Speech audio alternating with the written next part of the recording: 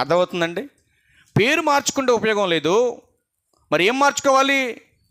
ప్రవర్తన మార్చుకోవాలి. ఏం మార్చుకోవాలి? పేరు మార్చుకుంటే ఉపయోగం లేదు. మరి నువ్వెందుకు మార్చుకున్నావు అయ్యగారు అనొచ్చు నువ్వు. మరి నువ్వెందుకు మార్చుకున్నావు అంటే, ఇప్పుడు యాకోబు అని పేరు పెట్టుకున్నావు. యాకోబు అంటే ఎవరు? 12 గోత్రాలకు హెడ్. మరి అంత హెడ్ ఆఫ్ డిపార్ట్మెంట్ కలిగినటువంటి యాకోబు పేరు పెట్టుకున్నావు నువ్వు, నీ బతుకు ఎట్టుండాలి? మీరు ఆలోచించండి. యేసు అని పెట్టుకున్నాడు ఒక ఆయన, యేసు. మరి ఎట్ట బతకాలి ఆయన? ఆలోచించండి ఒకసారి. ఏమంటే పేతురు అని పేరు పెట్టుకున్నాం, మరి ఎట్ట బతకాలి? ఎట్ట బతకాలి? పేరు తగినట్టుగా బతకాలి. పేరు మార్చుకుంటే సరిపోద్దా? ప్రవర్తన మార్చుకుంటే ఇంపార్టెంట్ అండి. దేవునికి ఇష్టమైనటువంటి భక్తి పేరు మార్చుకోవటం కాదండి, ప్రవర్తన మార్చుకుంటేనే దేవునికి ఇష్టమైనటువంటి భక్తి.